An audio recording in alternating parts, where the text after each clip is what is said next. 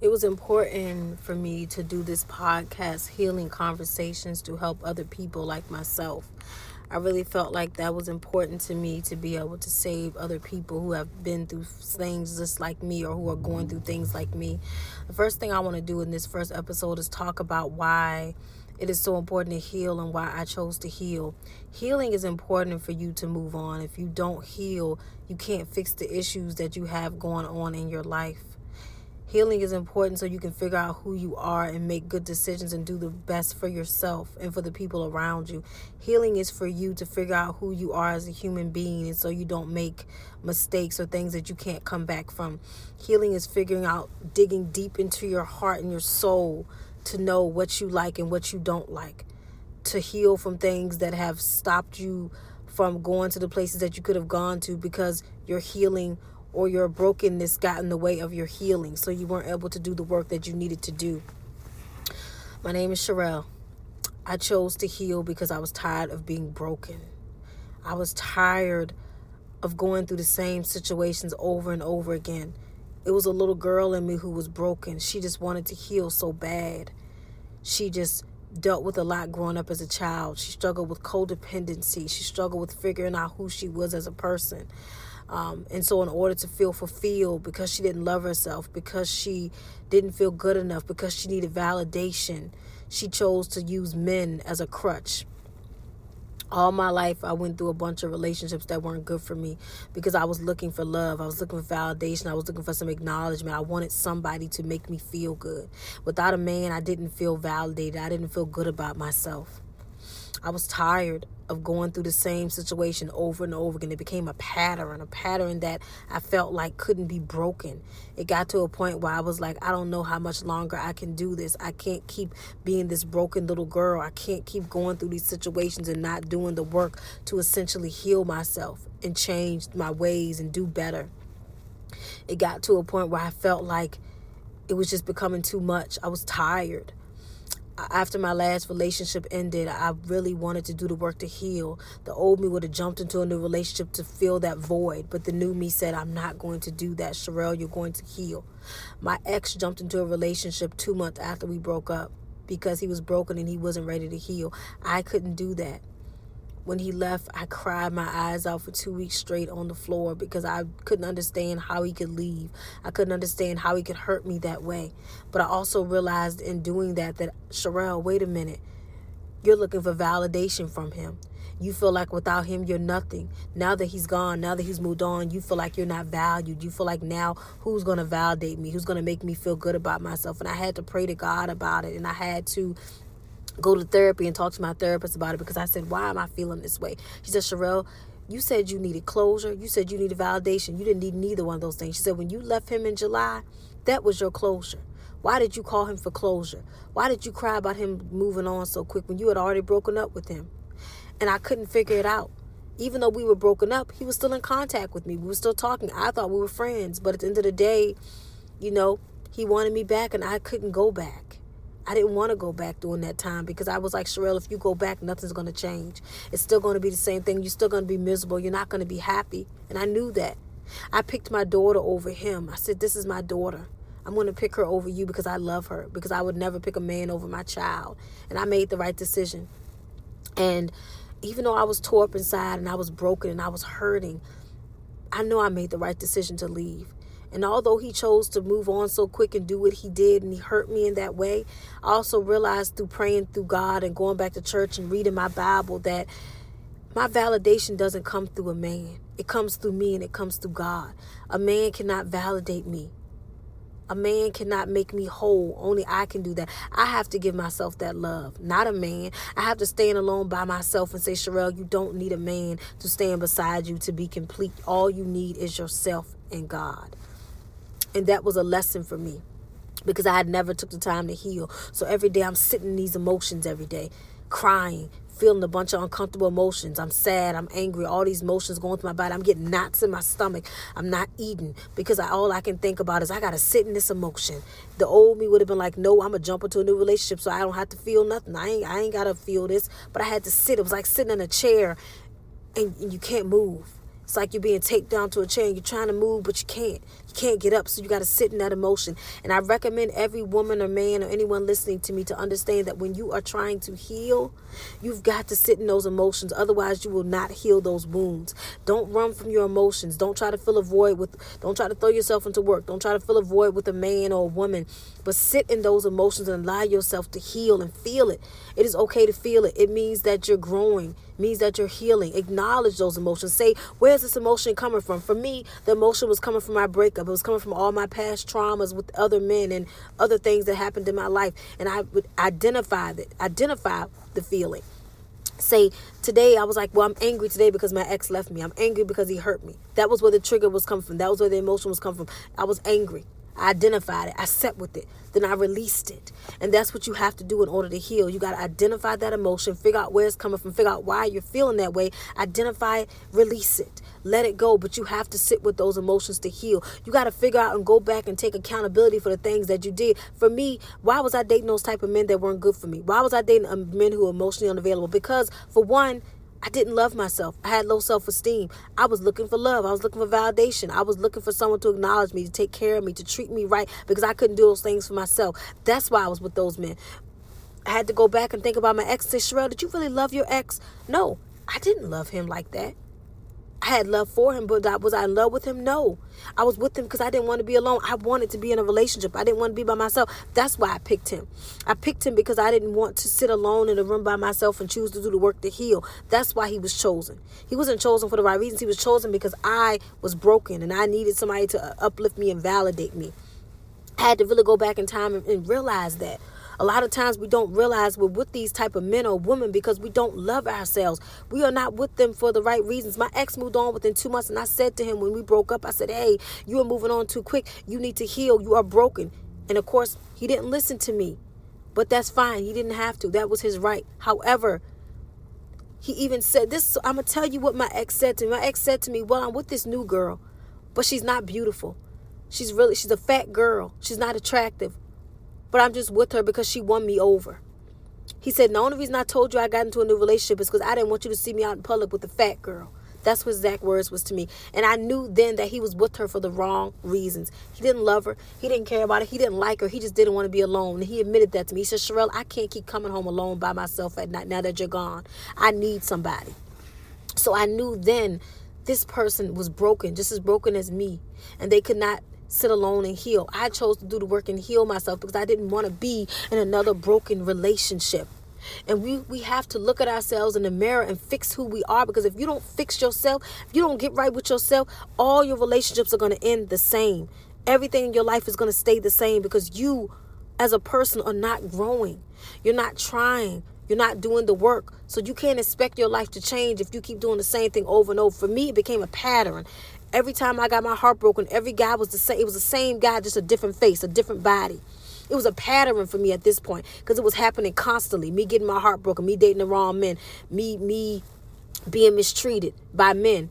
It was like a cycle for me that I could not break. So at this point, it's a pattern. At this point, it's like it's no longer just a mistake. No, this is a pattern. You constantly are dating men who are unavailable. You're constantly dating men who are broken. You constantly are dating men who mistreat you because you don't love yourself.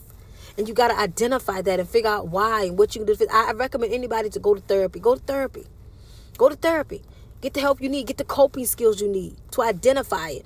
Also, go to God. God is going to get you through it. When I was struggling, I went to God. I started praying every day, going back to church. I started reading my Bible, and I grew closer with God, and God saw me through a lot of this stuff, y'all. I surrendered to God, and He helped me.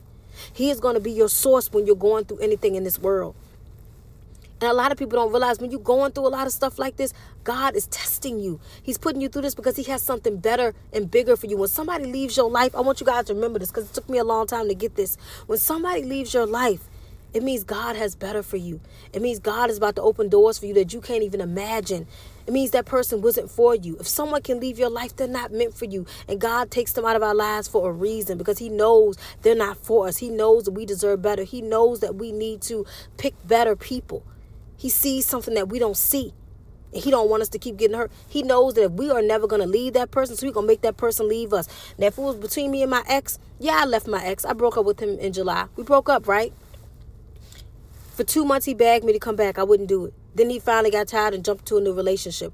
God had to do that, because if God didn't take him out of my life, we would still have contact, right? He would still be trying to talk to me and get back with me. It would still be no peace there. So God said, Sherelle, I'm going to take him out your life and put him with somebody else so he doesn't come back. You're done with him. When my ex left, I blocked him on everything. I blocked him. I said, if you want to heal, sometimes you got to block people. Don't let nobody tell you don't block nobody. Block them for your healing. Delete the pictures, move on. Now, that's one step I haven't made yet, y'all. I will admit that. The step of deleting pictures, I'm getting in the process of doing that now. I will admit it's okay if you don't do it right away, but at some point, you got to do it. Now, if you like me, delete those pictures before the new year come. That's what I'm going to do. But I will say this, y'all. I will say this. Sometimes it's hard to do those things. Sometimes it's hard to look back at those memories, but you have to move forward sometimes. And I will say this, my ex is blocked on everything. He's blocked on social media. He's blocked in my phone. And I had to do that. Sometimes breaking up with somebody is like a funeral. It's like a grievance. It's like, you go to bury your grandma or your family member, and you see them at the graves, and you see the casket go down and they getting buried in the ground. And you have to have the pallbearers and the pastor and everybody standing around talking. And you have to let go. You have to throw the last flowers on top of the casket, and you got to walk away and let it go. That's how my relationship with my ex felt like. It felt like a funeral. Like I was saying, okay, goodbye, we're done. You're not coming back. And I would be lying to y'all if I said some days I didn't struggle thinking about why he did this, why I didn't do this differently. Why this? Why don't do that though, y'all. Don't do it. I had to realize, Sherelle, you can't go back in time and fix who you were. But you can make your future better. I can't go back in time and be a better person, because at that time in my life, I was so broken, I didn't even know how to be a good person. I was mean to everybody. I had a nasty attitude, and I knew it because I was broken. I even treated my ex bad sometimes because I didn't know how to treat nobody because I was not healed. When I look back at that girl, I don't like that version of me. The new version of me would never treat people the way that the old version of me treated people. When I started healing, I started seeing stuff in myself that I said, Sherelle, you got to change that. You got to check that at the door. You got to stop being so angry. You got to stop doing this. You got to stop doing that because it's not helping your healing progress. And so a lot of times you're going to look back and say, well, I could have did this differently. But no, you could have done a lot of things differently. But let me tell you, you can't change time. Just know in the future, do things better. I can't go back and be who I wish I was. Because if I can go back in time, to be real with y'all, I probably would have never met my ex. I would have, the same night we had our date, I would have never spoke to him again. But I was broken. I didn't know no better. There were so many red flags in front of me. And I ignored every single one because I wanted to be loved so bad that I did not care who he was or what he did to me. I just wanted his love. And so as long as he was loving me and doing the things I wanted him to do, because I need that validation, I didn't care what I saw in front of me. And when you get to that point, you know you need to heal. I want y'all to know, listening to me, always love yourself more than you love somebody else. Because when you love yourself more than you love somebody else, let me tell you what happens. If that person hurts you, if that person leaves you, it doesn't affect you. Because you love yourself too much, that person can't get to you. And because you validating yourself and you value yourself, they cannot touch you. No matter what they do, they can't hurt you. A lot of people hurt, like I always say, hurt people because we don't know no better. When I was broken, I was hurting people too because I didn't know no better. My ex, same scenario. He's broken, so he's hurting other people too because he doesn't know no better. At the end of the day, we all are growing and trying to learn and figure out who we are. But don't beat yourself up if you're still trying to heal and you still make mistakes. I still make mistakes in my healing journey. It's okay, but you pick yourself back up and you keep going and you try it again. It's going to be times where you might be driving down the road and you might be triggered by something. I was triggered by something today. I'm sitting up in my house. And I'm trying to, my mind is going out. All of a sudden, a thought just flashed in my head. I start getting knots in my stomach, start feeling nauseous. My face is getting hot and flushed. And I'm wondering why, because healing is such a process that sometimes you can still be triggered. You can be halfway healed and still get triggered sometimes, y'all. That is normal. But what you do is you sit with that emotion. Okay, why am I being triggered? Okay, I'm triggered because of this reason. Let me fix that reason. Let me go deeper with that reason. Well, let me take that back. You can't really fix it, but when you feel that way, you can identify that feeling, figure out why you're feeling it, and then release it and let it go. Because at the end of the day, you're going to feel feelings, and it's okay. Don't let nobody tell you that you can't feel nothing while you're healing. You can cry, you can be angry, you can be sad, you can feel a bunch of emotions. Don't let nobody tell you any different because you're healing. But I chose to do the work because I knew it was time for a change.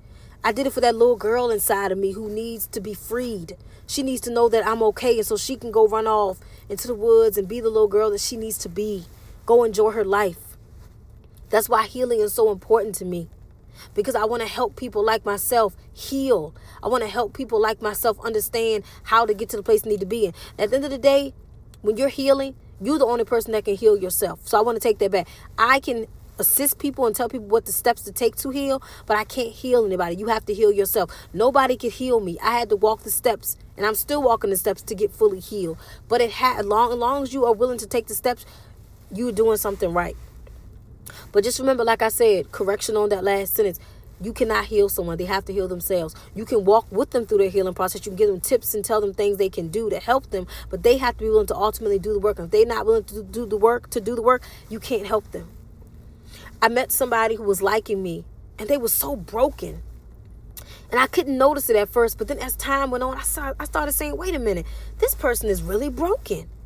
I said, they remind me of who I used to be before I started healing. They doing the same things I'm doing, saying the same things I used to say. I said, wait a minute, I got to put a halt on this, because I can't get to know or date somebody who's that broken. Because I knew if I was to really get serious with this person, they were literally their brokenness was going to seep into our relationship, and it was not going to end well, because I'm healing and they're not. So I had to cut that person off. I said, wait a minute, we got to stop this, because you got to heal. You got to get the help you need, and I can't heal you.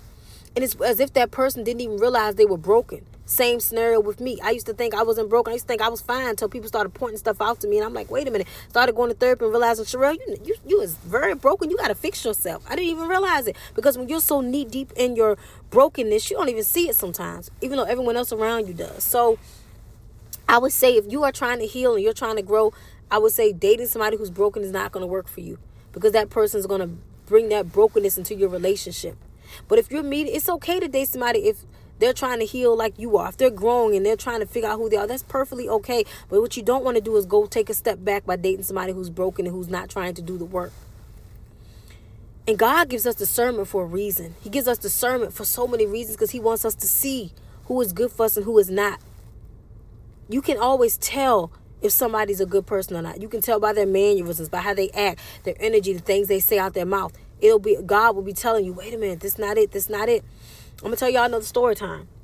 I had a guy who was a guy. This was after I broke up with my ex. Thought he was a good guy friend. I'm thinking he's cool. He's like, I'm telling him I'm going through all this stuff. He's like, I'm here to support you. I'm praying for you. He texting me every day, checking in on me, calling me, making sure I'm okay. I'm like, oh, this is a really good person. He's just trying to be a good friend to me. He's being supportive, telling me he's been through the same things, so he get what I'm going through. Okay, cool. We started hanging out. So I'm hanging out with him. We just friends at this point, okay? Thinking he just being a good friend. Why, as soon as I met this man got up in the car, and I knew as soon as he got in my car, for some reason, that particular hangout day, I knew something was off about him. The energy was off.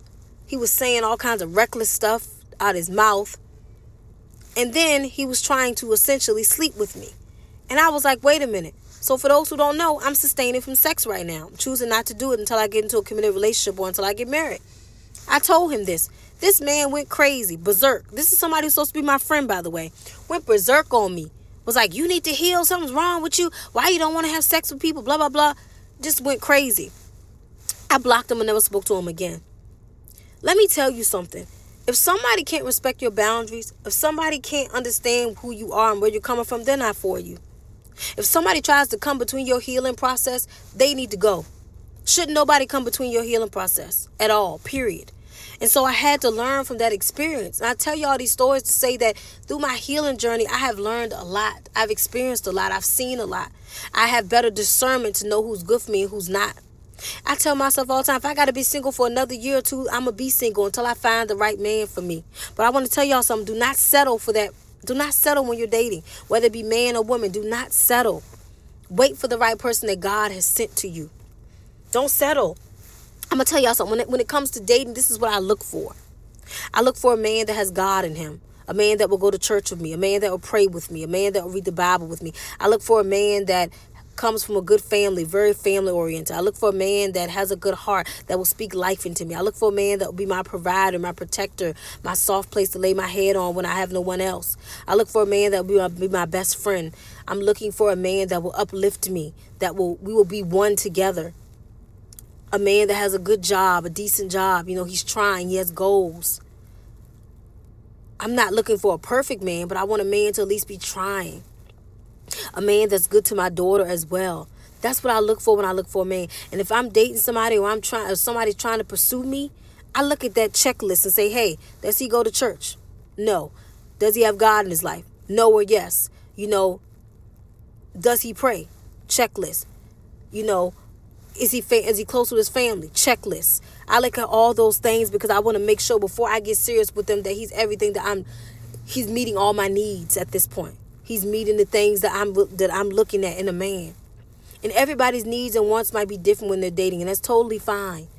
You don't have to have the same needs and wants as me. You might not be as religious as me. You might not be, I'm not going to say I'm super religious, but I will say that I'm on a path with Christ right now.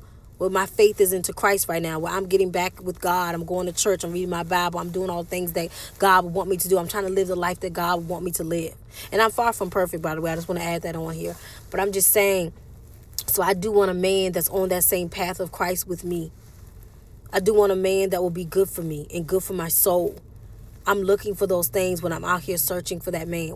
I'm not saying, let me take this back. I'm not searching for a man, because I want to take that back. Because you should never look for a man. Let God send you that man when you feel like the time is right.